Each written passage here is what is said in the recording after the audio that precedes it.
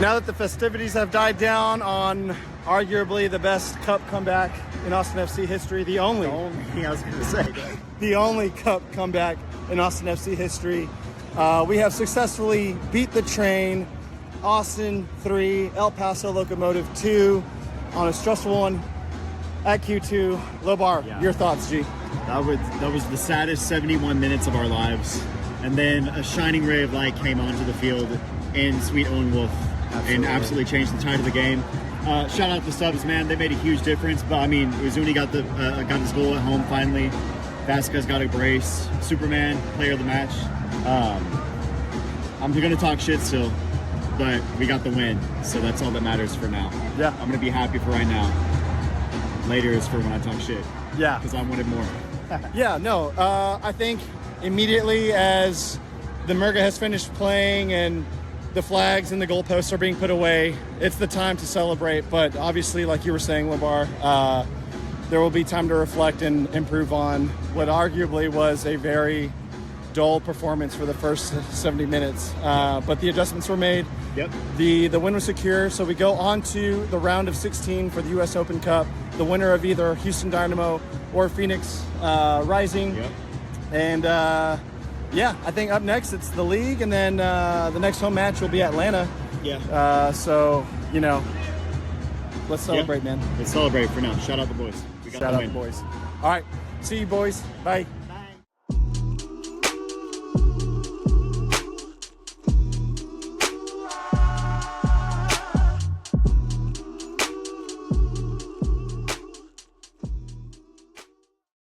What's good, y'all? Welcome back to the Verdependent podcast, where we depend on the Verde Black for our everyday vibes. This week, we're recovering from the loss against Minnesota, looking ahead to the Cup action versus El Paso Locomotive. We're checking in with our league correspondents for Serie A and the J League before closing out the episode with a stoppage time rundown of the hottest Austin FC, MLS, and World Footy storylines of the past week. I'm Paul Fletes. And I'm Logan Bartlett. And real quick, Lobar, if you had to guess how many reviews we had for the pod on Spotify, how many do you think we have? Carry the one. Carry the one. Maybe just track 7. 14. 14. Oh, what?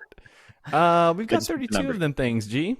32, which isn't terrible, not terrible, but I am offering a challenge to us and also to our listeners to see if we can up that number to 50 by the end of May. So if you've already submitted your review, listener, thank you so much. Proceed as normal. But if you haven't done that, then I would encourage you to maybe get that done while Lobar kicks it off with his preheated take, and I will be forgiven. But yeah, Lobar, why don't you go ahead and kick it off with the preheated take? I can do. So this has kind of been done already, but I'm looking at the break in case of emergency scenario where shit doesn't get better for Austin FC. So I think if we get to the point where Nico is desperately in search of answers, I think Osman Bukhari is going to be the first DP to be benched consistently in whatever form that looks. But if we're going to choose one of the 3 guys to try something new with, it's probably going to be Bukhari, whether that's price tag, performance, whatever it may be. I think we see a Robert Taylor or Obrian take his spot before we see Rubio take Vasquez's spot or one of the other 2 take Uzuni's spot. Gotcha. Yeah, no, that's valid, man. I mean, we can already see a little bit of precedent setting in on that when he was taken off, he was on the bench for the Galaxy result. Right. But yeah, I think for me, I'm keeping it optimistic still. Call me crazy, but I have Austin FC pulling out a road upset in the month of May. So whether that's away at Cincy, I think we also go back to Minnesota, if I'm not mistaken. And there's one other one. I believe San Diego, right? Might be the other one. But San Diego, the last day of the month. Yeah. One of those 3 results will go our way. And if not, I'm a fan of it. I think it needs to happen. So, putting out the manifestations of we righted the ship. We're doing great. I love it, bro. I think that's great. Yeah. Well, we got to do it. We'll just peel the Band-Aid off, and we'll go ahead and roll tape on this real quick. Viven en un country. Andan en BMW para arriba. Los fines de semana se cogen a las mejores minas.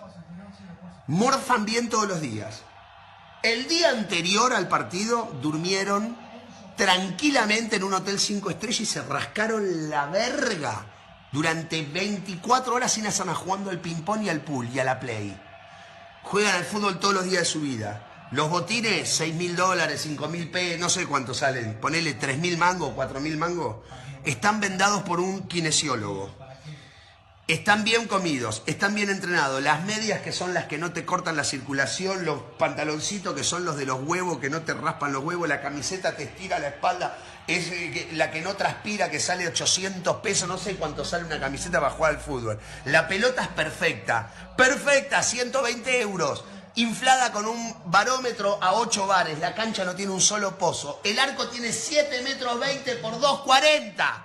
Te aplauden cuando salís a la cancha. La concha de tu madre, no sabés parar una pelota. Le vas a pagar al arco y la tirás a la mierda. Le vas a hacer un pase a tu compañero que está a 1 metro y haces así, se la pasás mal. Hijo de puta, eso me puede pasar a mí con esta panza. No a vos. Y vos, otro boludo, que vas y le pagás la entrada. Como un pelotudo y te cagás de frío y decís, dale vos, dale River, dale Rojo, aguante Racing, boludo, soy re pija. Couldn't have said it better myself, Che, for real, dude. Like, I mean, Lobar, your preheated take wasn't far off from this match against Minnesota. You had Austin posting 15 shots, and they ended with 14. There were some mixed player performances. Obviously, we had Owen kind of showing out here and there, impressing more often than not. Stuver with uncharacteristic blunder there for the own goal. And then obviously the front three, man, just consistent repeat offenders for missed chances. But why don't you go ahead and tell us what you liked and what you wish we did differently for this match? Man, I'm going to have to get creative on the what I liked front. I mean, you named one example of that. Obviously, Owen Wolf had some cool moments, right, with the ball at his feet. I mean, nothing came of it at the end of it, but it's not necessarily on him. Right. I liked hanging out with my bros. The weather was nice, G. That was a good time. I liked getting there not 2 hours early. That was cool. Pulled up like just an hour before. We walked in together, just vibing. Only had to chill for like 40 minutes before the pregame processions kicked off. So that was all cool. What I wish we did different is the entire 90 plus minutes that I witnessed on the field. Just put it all into one little, wrap it up, little baby present. I wish we did that differently. Yeah. Defense is looking poor now. I mean, we saw the formula against Vancouver of how to beat Austin FC. Houston did their best interpretation of it on when we faced them on the road. They beat Austin, and now we have Minnesota doing it on our home soil and just kind of toying with us. It almost felt like at times. You mentioned that one blunder from Stuver. That doesn't happen 99 times out of 100, if not more. But besides that, he mentioned it himself. It changed the course of the game. And just Austin looked slow. They looked uninspired. The attack wasn't really there. The 14 shots is nice on paper, but the opportunities that were missed are what stand out to me, right? Those glancing balls in front of goal and the guy slides and misses it. Headers off frame, all these things that are just typical of our season so far. So yeah, that's my tempered way of responding to that. Cause really we're just putting out a big bag of shit right now on the field. And we're stepping on it. We're lighting it on fire. We're smearing it all over the new field. Right. It's just not, a fun quality style of football to watch. And I'm going to stop there.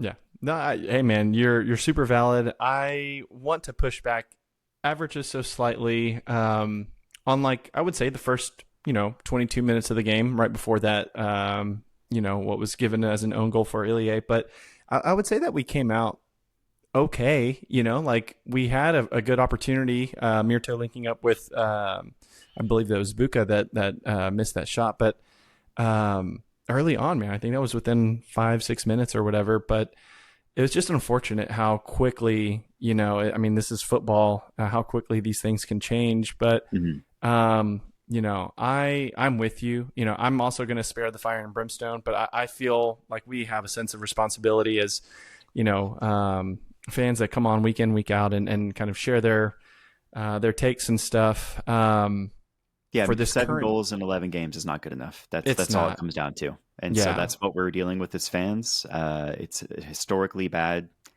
offensive season. So, we're on pace to be the worst or tie for the worst of all time in the league history. So, all that money for what, That's where we're at right now. Yeah. So fire and brimstone regardless. Like, it's just not. Yeah. You were saying, though. I'm sorry. You're good, man. You're good. I put down here that I understand the project. I get, that the MLS season is long and that, things can change, at a moment's notice. But for me, what sticks out the most is that having 2 of our biggest losses in club history, you look back at the 5-1 result away at Vancouver, and now arguably, the worst, or not arguably, it is statistically the worst loss on home soil. Just a month apart, man. It doesn't feel good. And I understand there are going to be growing pains and stuff like this. But at the end of the day, I'm chalking it up to a process that I'm told I have to trust. We get back up, go again to the next one, which will be obviously an Open Cup match against USL Championship caliber quality. But yeah, man. Go ahead. The last point, I tweeted this after the game in response to Adrian Healy's tweet, just sharing his disappointment with the result. And it's Rodolfo Borrell has done a great job to build a roster that on paper should be doing really well, right? Agreed. Pedigree wise, the build of it could be a championship roster on paper. But he backed Josh Wolf for far too long, saying he was the coach until obviously he wasn't. And then he hired Nico, who is not a championship caliber coach. Does he have some good ideas? Maybe. Did his teams in Dallas do okay? Sure. But we want to strive to be better than that, right? And we spent like we're striving to be better than that. And 7 goals with $30 million in our front 3 and our DPs, letting in a bunch more goals in the last few weeks. Now we have a middle of the road and trending bottom 3rd defense in MLS after our strong start. And it's it just doesn't, the math doesn't math to me, right? Like, what when is it time to start questioning this decision making by our, the head of our football operations here, and Rodolfo Borrell? Built a great team. Roster build, I love it. Again, we should be flying high right now. Yeah. But hiring Nico Estevez so far has proven to be a bad decision. Does that turn around? Is this just a downtime? We'll see. We have 20 more games, 23 more games. So it's frustrating, right? Yeah. It's frustrating. So you were going to move on, and I like that idea. Let's go. Let's move on. Yeah, man. I never want to ruminate more than I need to.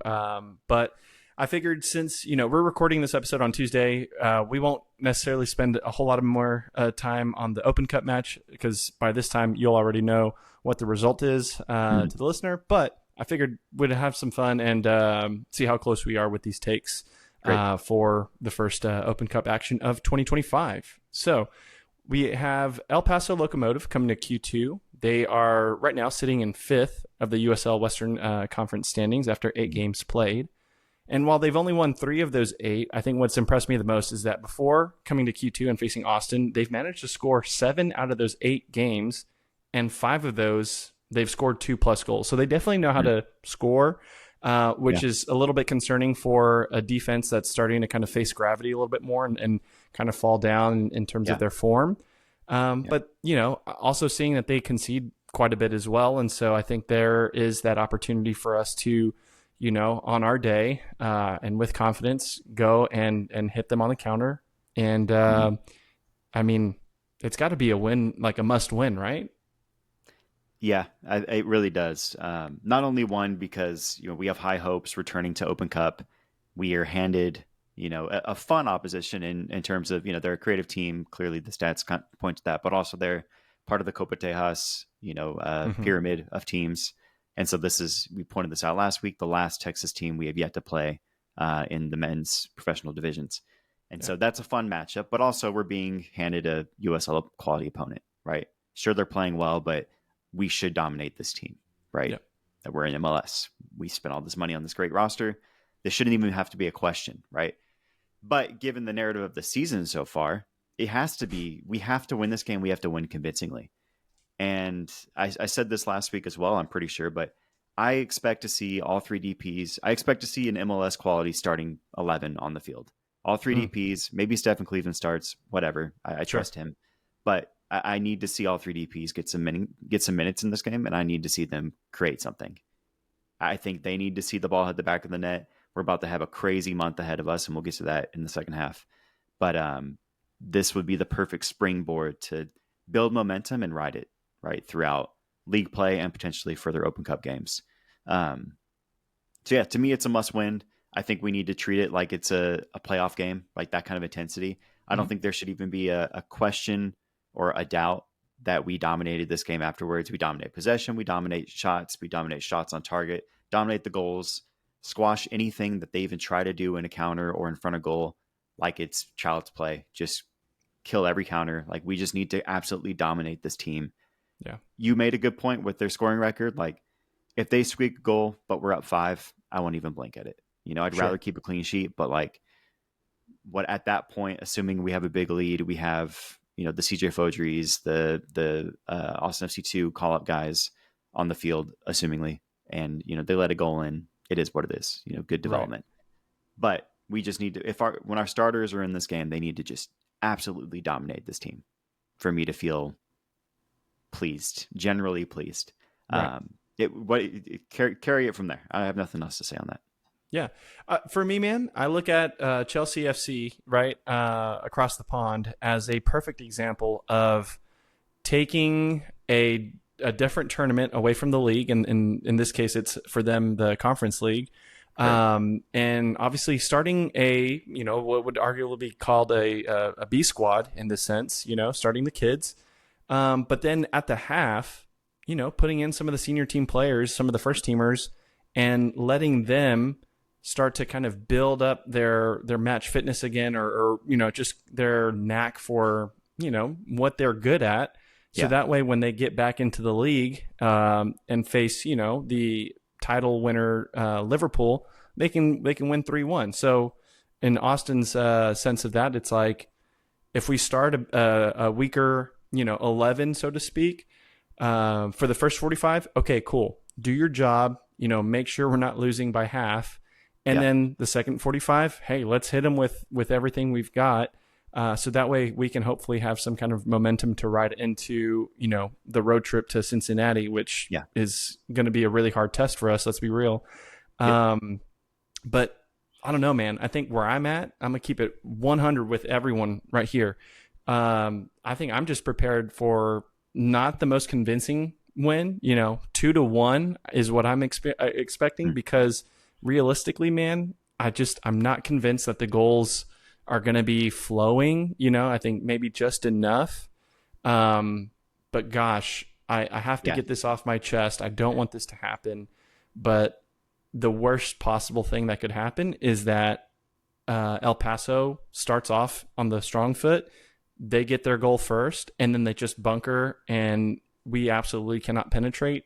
And, losing on a 1-0. Oh my God. Bro, and then there goes that trophy opportunity, dude. Yeah, that's gonna be the start of a really rough downward spiral. But let's not even ponder on that anymore. That's not happening. You're right, I'm thinking I expect a 3-0 win or better.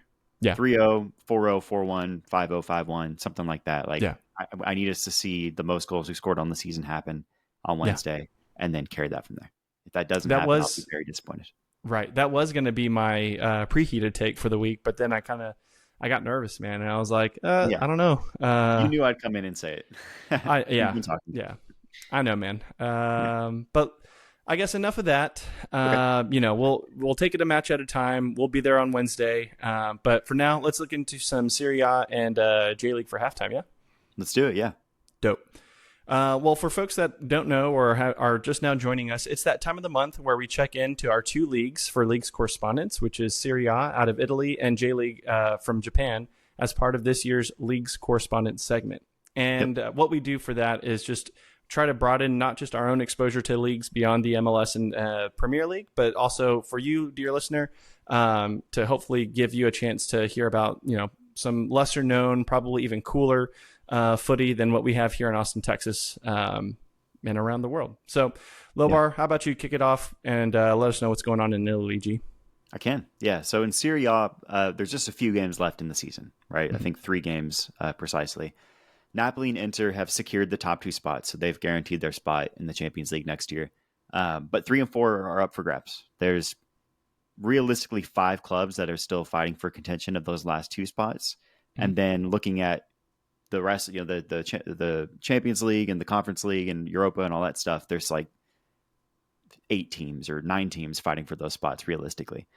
So it's going to be a sprint down to the wire to get these European spots locked up. As it stands, AC Milan look to be the odd team out of teams that in 2024 qualify for European competition and will miss out in 2025. Every other team that qualified in 24 is in a place to qualify in this season. So AC Milan, with Captain America himself and friends, João Felix and others, they held it down. So that's tough to see. Venezia, who was promoted in 2024, is on the brink of relegation to go right back down to Serie B. Como is well clear of relegation, so they'll be in the top flight for another year. And Parma is just 1 win or 1 solid performance away from securing their spot in the top flight next year. But they are technically at risk of being relegated. They're just 6 points out with 3 games. But they get 1 good performance. And they're clear, Yeah, then we have 2 of the 3 promoted teams staying clear. Inter is in the Champions League. Obviously, we all know that. In the semifinal against Barcelona. In leg 1, they scored 3 away goals, right? I don't think anybody expected that. Unfortunately for them, Barcelona made a big comeback and tied the game 3-3 as they return to Italy. And actually, as we record right now, Inter and Barcelona are in extra time of the second leg. They went tied 3-3 to start, and now it's 4-3 with about 13 minutes left. Inter is up. They scored right at the end of the first half. I know, Paul, you're not watching. I checked in. Yeah. They scored right at the end of the first half of extra time. Barcelona almost scored just now, but there's about 12 minutes left, and Inter holds the lead at home. So, could be pretty big for Serie A, especially moving forward, trying to gain some of those Champions League qualifying spots back. This won't hurt. So, yeah, that's it for Serie A for now. We'll have one more check-in at the end of the season to just see how it all played out. But heck yeah, man. Yep. Right on. Yeah, looking over in Japan. So in terms of continental play, the AFC Elite final happened over the past weekend, and we had Kawasaki Frontale falling to Al Ahly. 2-0, I believe, was the result there. But I think what was really cool about that was on the road to the final, Kawasaki was the team that beat Ronaldo's, Al Nassr. Right. And that was just a really cool result because obviously, that's everyone's GOAT and couldn't make it to, this lesser known continental final, but it is what it is. They unfortunately fell, but they sit comfortably middle of the table right now, so they're looking to kind of get back into league form. But looking at the league in general, so I'm looking at kind of like the top of the table, and then I'll do a little recap of the teams that were promoted up. But we have Kashima Antlers that are currently in first place on a 4-win streak to stay top of the table after beating Machida after a very cagey, almost Austin FC like 1-0 result. So they're doing well, staying up top there. We had Urawa Reds go second, which I believe now third after Raysol just played earlier this morning. Yeah. But anyway, Urawa went second for a quick spell after beating Tokyo Verdy 2-0 in front of 52K fans at home. And that now puts them on a 5-win streak. So what you're going to see is like a lot of these top teams are kind of on a roll right now. And so they're on 5 wins. We have last year's champions, Vissel Kobe, winning in form. And they've got a 4-win streak after beating Okayama 2-0. And they went from 10th to 5th place. So kind of wild jump from them. As far as the promoted sides go, so we have S-Pulse, Okayama, and Yokohama FC, which came from J League 2 in the previous season, and they are now sitting 6th, 13th, and 19th respectively. So S-Pulse doing a really good job winning J League 2 last year and staying within the top 6 early on. So that's really cool to see. And yeah, they're kind of in the middle of a double game match week or something like that, because they had a lot of the games happening in Saturday, and then now they've got games happening today, and I think a set of games tomorrow. So it's like a third of the way through their season. It goes all the way to December 1st, if I'm not mistaken. So it's similar to length like the MLS, but yeah, man, it's been crazy. That Vissel Kobe result's crazy, because last time we checked in, we were talking about how surprisingly bad they had been and had been booted from AFC Elite. And so, yeah, that's tough.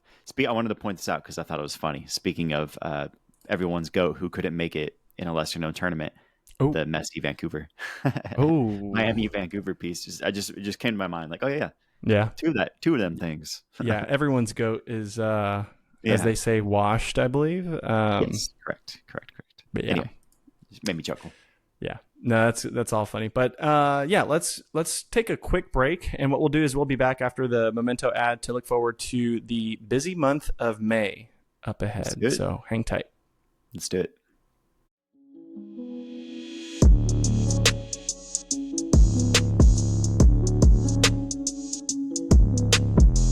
Yo, Lobar, I was looking at your Memento from the game last Saturday, and that picture was fire, dude. Why don't you talk to the people and tell them about their new favorite app? For sure, man. Memento is your sports scrapbook for Austin FC. Your games, your stats, your scores, a memento for every moment. Every memento is yours to personalize. Add your photos from Q2, tag the homies, and relive your unique experience. Every memento is packed with stats, so watch as your sports history grows as you add a memento for each game. From Austin FC to NWSL and NCAA to the Premier League, NFL, and NBA. Track your fan experience from the palm of your hand. Help the pod out by downloading Memento today. Follow the link in our description or on our socials to start tracking your mementos. Thanks.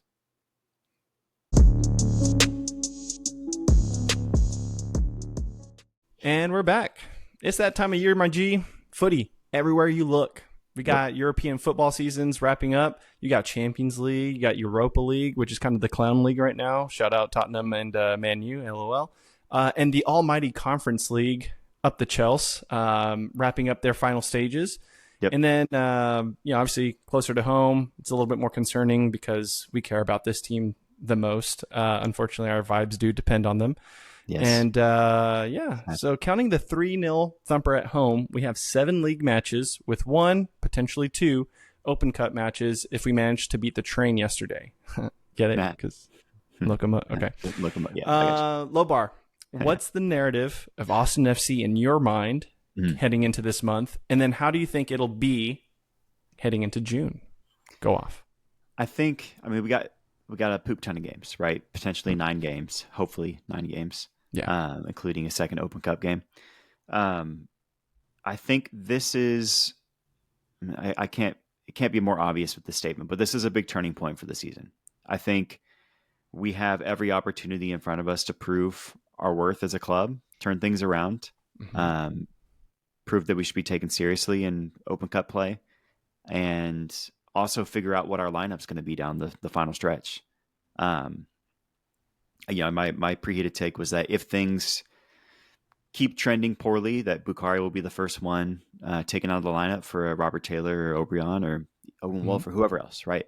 And I think this month, regardless of that specific scenario, this month is where we'll see, for many reasons, injuries, performance, form, all these things, we'll see our final stretch lineup come to form, where we'll see who's going to play through the summer, who's going to carry us in the big games leading up to the playoff push. Right. I think this is where we'll see that, because this is an extremely condensed schedule. Performance really matters. Momentum really matters. There's games every 4 days, right? If not every 3. And so it really just it's a make or break. part of the season where we could really cement ourselves in the playoff race after 7 league matches. We'll be just over halfway, or I guess exactly halfway through the season after this month. And it'll tell what we're going to see in the second half. So I think I'm hoping for the best, man. I don't want to predict one way or the other. Yeah. I'm just really like, I'm expecting the best and hoping for the best where the team turns it around.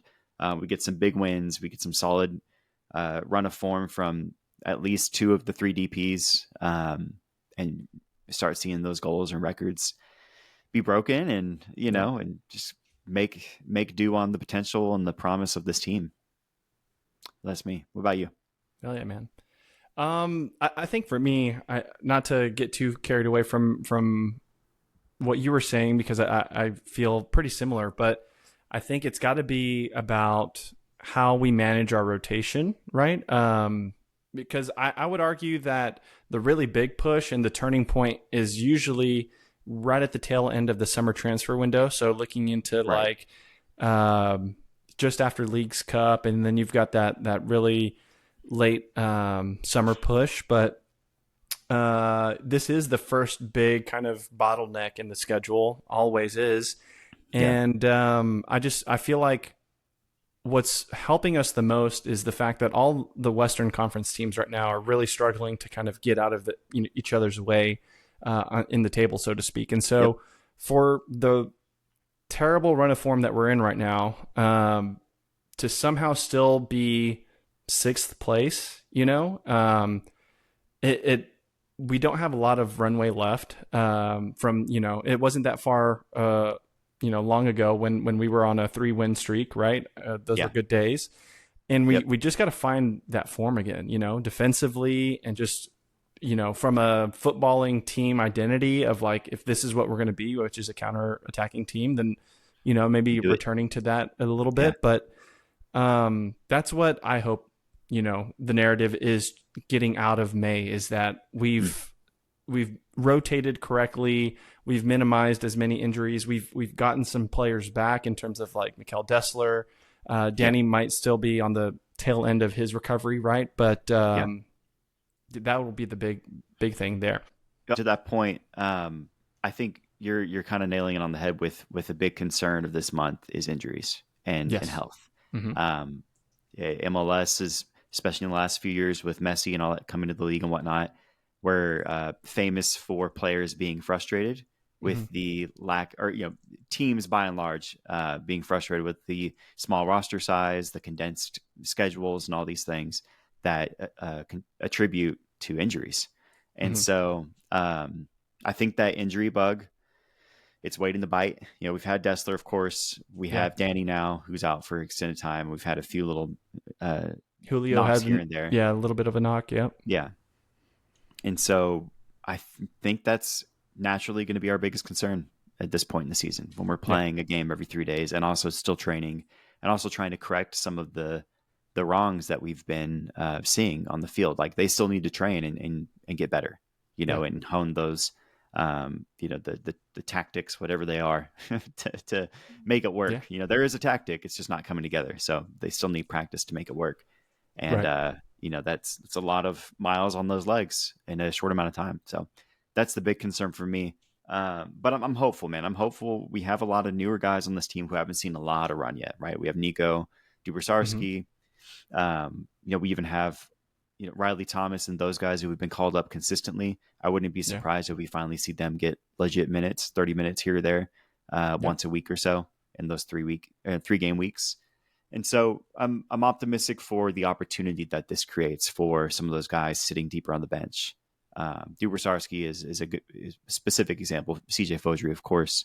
And just hope to see what they can contribute. Yeah, I think for me, so I do appreciate the main concern being the injury scares, right? And mitigating those health concerns. But I think for me, man, it's more on the attacking front, and it's the concern of not being able to get out of this rut that we're in, because we absolutely cannot be going out on the road, not able to, score a goal. We can't continue this home form of, getting it in front of goal, but then just skying it into the supporter section or whatever. Like they've got to start going in at some point, man. Like they just have to. But it feels very similar. I mean, it's why I'm wearing my, inaugural home kit, 2021 kit, is because it went game after game after game, in the early months of this club where like, the goals aren't really flowing. And then lo and behold, July 1, 2021 or whatever that date was, against Portland, 4 of them things went in, and so that's what it's going to take, man. But all that to say, I feel like now would be an excellent time to maybe tee up point predictions, like just from the league matches that we have. So we've got 7. I believe it's 4 home and 3 away. So yeah. I mean, what you got? My hopes and my predictions are always different, right? And I'm Naturally. I hope for 12 plus points through the stretch, win out at home after the Minnesota loss, steal a game on the road, earn a tough 0-0 draw on the road, like it's something like that, right? Some gritty games where we just squeak out points where we can, even with rotation. But I think realistically, I'm predicting like 8 points this month. Yeah. And I'll say that with the caveat. If we get 8 points in league play, stay somewhere near the bottom of the playoff race, and win both Open Cup games, I'm not mad. Success. Okay. Success on one front, holding, standing pat on the other front of league play. Yeah. But I think it sets us up for a solid run to really carry that, to really tee up the momentum for what really is the final push, which you pointed out, which is that post-summer transfer, the last 10 games of the season going to decision day.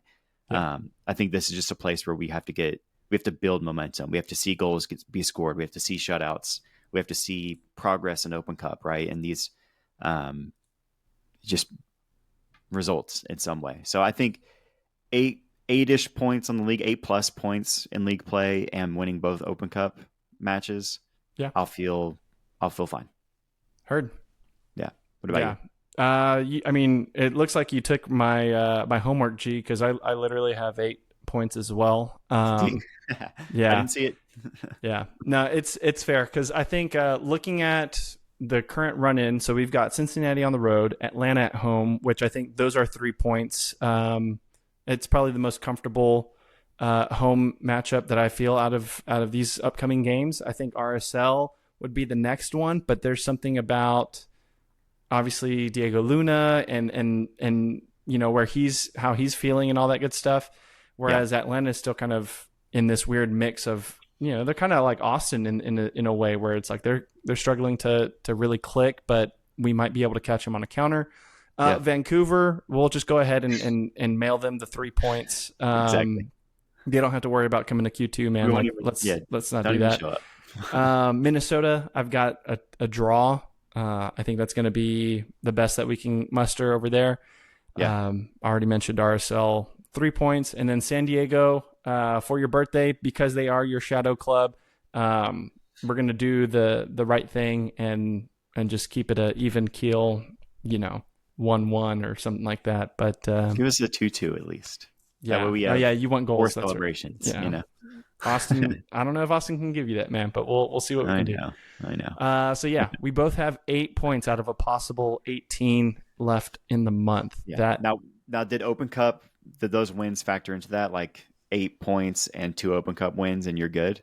Or what are your predictions with Open Cup? With Open Cup? Yeah, it's got to be 2 wins, bro. Okay. It's got to be 2 wins. If we get out for the round of 16 or whatever that is, that's tough, Yeah. Of course, though. It's got to be 2 wins. Yeah, I agree. Yeah. Well, I'm assuming we're jumping into stoppage time, but I'm just going to throw in a last minute one because I watched it live. The UCL semifinal result between Inter and Barcelona has been decided. Inter Milan win on aggregate 7-6. They score in the extra time to win the game, and they held it down defensively. So Dang, son, that's good Serie A wild. coverage right there. Yeah, that's how we do. They make it to the final. League correspondence, man. Exactly. That's awesome. That's awesome. There you go. Well, hell yeah, man. Well, yeah, let's on go ahead. aggregate. Just want to put that out there. We have 7 goals in 11 games. They had 7 goals in 2 games against Barcelona. Right. Anyway. Okay. Stoppage. Pause for crying break. Yeah, right. No, just kidding. All right, let's go ahead and move on. So looking at NWSL for stoppage, starting off, we've got San Diego Wave doing Lobar a big happy, scoring big over state rival Bay City FC, and they are now sitting 3rd in the league, bro. Look, man, it's good sitting this pretty in the league. I know you're not experiencing that over in H-Town, but you know, us over here in San Diego, we're sitting pretty. We got good weather coming in. The summer is starting up. Beaches are open and beautiful, and they're just setting the stage for a great season. And I mean, not all of us can be that fortunate. So shout out San Diego Wave. I get it, bro. I get it. It is what it is. That's wild, man. Yeah. Don't worry about us down at the bottom with Houston, and like the Dash we'll figure it out one day. Not today, but moving over to the next point, we've got Angel City. This game was crazy. Angel City bagging 4 goals in a big win over the Washington Spirit, who have fallen to mid-table after a strong start. Angel City put Kristen Press on after a lot of upheaval from the fans. She comes in, assists the Riley Tiernan for that game winner, dude. And it was just like, oh my God, scenes. It was it was crazy. I mean, that's 4-3 against who was in Washington Spirit, who was a top of the table team early on. That's a big win. Obviously, they still have quality. They put 3 on you. That's just and a little sister action too. I think they had Giselle, scoring off of Alyssa assist. That was really cool. That's right. Yeah, I saw that. Yeah, it's dope. But yeah, looking over into the MLS, we have Chicago Fire. Claiming Kevin De Bruyne's discovery rights from Miami. What are they doing, G? What are they plotting? I don't know, man, but they're trying to get out of the dumps of the Eastern Conference right now. It's a tough conference and unique quality. And I guess they see KDB as one, obviously he is quality, but as a potential realistic option to come to MLS. Right. We'll see if that's true. I don't know if KDB has ever seen like a picture or video of Chicago. Beautiful, historic, landmark city in the United States, but not very... I mean, it could be comparable to Manchester, to be fair. I know. Right, Manchester gets a lot of flack as well from haters in London, at least. But, it'd be an interesting change of scenery to see him go from Man City to Chicago Fire, who are, I think, in 12th or 14th or something like that right now. So yeah, that'd be tough. Yeah, from I'm trying to remember what Man City's front of shirt sponsor is. Is it the Emirates or whatever? Yeah, or the Etihad, excuse me. Yeah, Etihad. To go from the Etihad to like, what is it, Carvana as your front of shirt sponsor, dude? Like, that's crazy. I'm sorry, listener, I've got to look this up. That's so funny. Yeah, I don't even know. It's dude, Google sucks sometimes. Anyway, Valspar maybe, which is a paint company, I believe. That's wild. Anyway, stoppage took a turn. It's just silly. Anyway, more silliness over in FIFA Club World Cup land, where we have LAFC and Club America playing for a little play-in spot for, I already said it, but the Club World Cup on May 31st. This is to take the spot that Leon was taken off from, right? Yeah. This makes me chuckle, man, because one, like, I don't know. Tell me you want MLS to be in this without telling me you want MLS to be in this, right? They're like, okay, let's give them the chance, right? So LAFC, why not? Home game. Fuck it. Right. Like, let's go for it. Also, whoever makes this, I mean, I saw Tom Bogert say that this is effectively a $10 million game. Whoever wins this game qualifies into Club World Cup, and then they get a huge bonus that's kind of just handed to them without earning it, other than not qualifying in the first place. It's just so funny how it's going to all work out. And then they play in a few weeks, then all of a sudden they're in the competition and adding it to their busy season already. So I think if LAFC makes it, that's good for the league, but also that's good for like the Western Conference congestion, because they have to add another competition on top of everything. And if we think our season's busy, theirs is even more. So yeah, it's just funny. Here's a home game and maybe $10 million just for fun. they'll figure Thanks it out. for being good. All right. We don't talk about basketball often on the podcast. Here and there, of course, when the big news happens. And, well, big news happened. We did it for Wemby, yeah. Yeah, of course. That's what I'm saying. That's the biggest news only. It was announced that Greg Popovich would retire from coaching the San Antonio Spurs after 29 years. For those who don't know, I am 29. I turned 30 in a few weeks. Yay! And the entirety of my life has been under Greg Popovich. And so, without drawing on too long, because I've already shed some tears yesterday, and my entire Twitter feed is Greg Popovich content. He's the GOAT, greatest coach of all time, in really any sport ever. He can be in that argument, but easily in the NBA, in my opinion. And excited for the new era in San Antonio. He's still going to be around, president of operations, but it was just fun to see him and Tim Duncan and Manu all on stage together, celebrating his career and announcing what's next for the club, for the team. So shout out Greg Popovich. He's a real one. Go boss. Of course. And last but not least, Chelsea earn a big dub at home. The big 3 points with 3 goals against league winners. They're still drunk. Liverpool. Bro, you're so funny to be in a group chat with when Chelsea's playing. why? This is the biggest woe is me motherfucker of all time. Stop, when bro. Chelsea's playing. They're up 2-0, and Paul's like, we don't deserve this. That's not what I'm saying. That's not what I said. Don't say that. That's not what I said, we didn't bro. earn this, is what I'm saying, I guess. Deserve was wrong. It was We didn't tinfoil earn hat theory time. It is always tinfoil theory time whenever Chelsea is playing. That's so funny, bro. It just makes me seen chuckle. it. I've seen it all. Lojo No, and I understand. You is have laughing all right now at us, bro. I know it. As he's driving, he's laughing at us right now, dude. You have all the reason to. I understand it, but it still just makes me chuckle because I'm like, bro, we're dominating right now. It's cool. Like, It is. Just let it be. was. We absolutely outplayed them. It was top class. Yeah. shout out it was Moises fantastic. Caicedo for winning Player of the Year. Yes. Both the players' player and the fans' player. Amazing game from him, earning that penalty to seal it. So Yeah. Cole's back.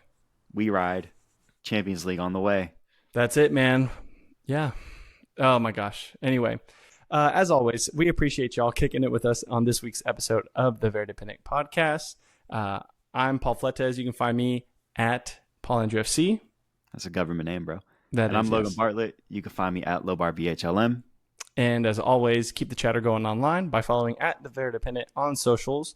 And just a quick reminder, if you haven't done so already, please consider subscribing to our podcast and leaving a review wherever you listen to us, and to share these episodes with your Verde friends. That is an episode, y'all. Peace. Peace, y'all.